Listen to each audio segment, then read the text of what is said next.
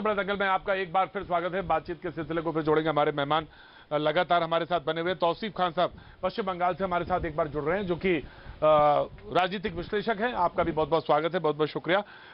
तौसीफ साहब, सबसे पहले आप ही से शुरू कर लेते हैं। हमारे साथ बाकी लोग तो लगातार बने हुए हैं। जफर इस्लाम साहब बीजेपी का पक्ष रखने के लिए और अशोक वानखेड़े साहब वरिष्ठ पत्रकार बने हुए। तौसीफ साहब, जो अभी आंकड़न बन रहा है उसमें 203 के लगभग टीएमसी, जो कि नारा था बीजेपी का 200 का, लेकिन टीएमसी दिख रहा है उस पर, तो आंकड़ा अच्छा है उनके लिए। जहाँ तक टीएमसी की बात है, लेकिन एक बात है वो ये है कि नंदीग्राम में अगर शिकस्त हुई, लोगों ने कहना शुरू कर दिया बीजेपी ने, क्योंकि हम साहब ये बिल्कुल तय है कि वहाँ पे वो हारेंगी।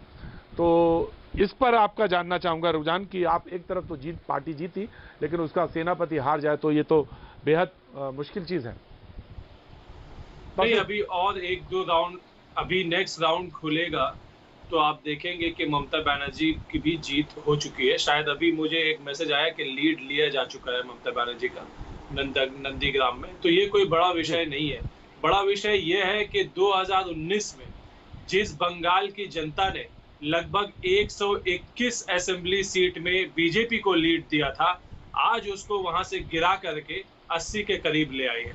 ये बड़ी बात है, क्योंकि ये बीजेपी के दुष्ट नीतियों को, बीजेपी की कम्युनल पॉलिटिक्स को, नफरत की राजनीति को, झूठ प्रोपेगेंडा को बंगाल की जनता ने रिजेक्ट किया।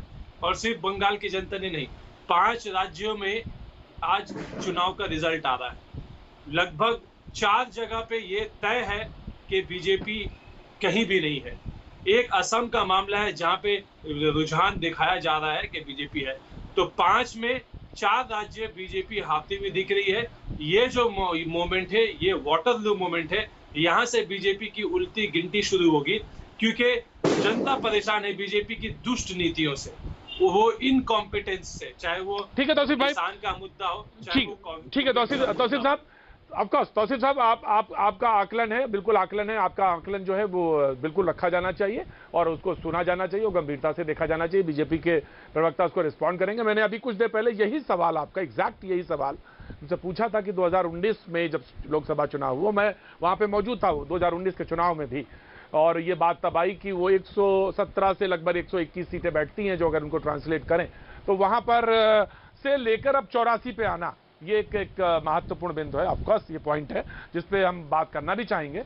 आपने कुछ नीतियों का जिक्र किया, लेकिन पुदुचेरी का भी जो आंकड़ा है उसमें जो गठबंधन है बीजेपी का, वो 8 के पास दिख रहा हो, कांग्रेस 4 के पास। तो पुदुचेरी और असम में तो 2 जगह ऐसा दिख रहा है। केरल में अगर खाता खुलता है 4 सीटों का, या अभी तक आकलन आ रहा है 3 सीटों का, तो एक बड़ी बात होगी केरल में। बहरहाल आपके सवाल को सीधे बगैर कोई लाग लपेट के जफर इस्लाम साहब के पास रखते हैं। जफर इस्लाम साहब, मैं आपको रोक रही हूं यहाँ पर। एक ब्रेकिंग न्यूज व्यूअर्स तक पहुंचा दे प्रतीक। 5 राज्यों में मतगणना के दौरान जश्न मनाने पर चुनाव आयोग ने सख्त रुख अपना लिया है। इस वक्त की सबसे बड़ी खबर, नीरज कुमार की खबर के मुताबिक चुनाव आयोग ने 5 राज्यों के मुख्य सचिवों को कोरोना के खतरे के बीच सड़क पर जश्न मनाने वालों पर फौरन कार्रवाई करने के निर्देश दिए हैं। और ये तस्वीरें भी देखिए जश्न की आ रही है टीएमसी की तरफ से, और जानकारी है कि ये तस्वीरें ममता बनर्जी के घर के बाहर की है, लेकिन ये तस्वीरें जो आ रही हैं उस पर अब इलेक्शन कमीशन सख्त है। और पहले भी जिस तरह से कोर्ट ने सख्ती दिखाई थी इलेक्शन कमीशन पर और तमाम तरह के आरोप लगाए थे कि अगर आप नहीं हालात को काबू कर पाए रैली के दौरान, और अब जब नतीजे आ रहे हैं तो क्यों ना आप पर सख्त कार्रवाई की, हत्या तक के केस लगाने की बात कोर्ट ने कही थी। और इधर 5 राज्यों में मतगणना के दौरान जश्न मनाने पर चुनाव आयोग ने सख्त रुख अपना लिया है। नीरज कुमार की खबर है कि चुनाव आयोग ने 5 राज्यों के मुख्य सचिवों को कोरोना खतरे के बीच सड़कों पर जश्न मनाने वालों पर फौरन कार्रवाई करने के निर्देश है। आशिका हमारे साथ वहां से जुड़ी हैं जहां से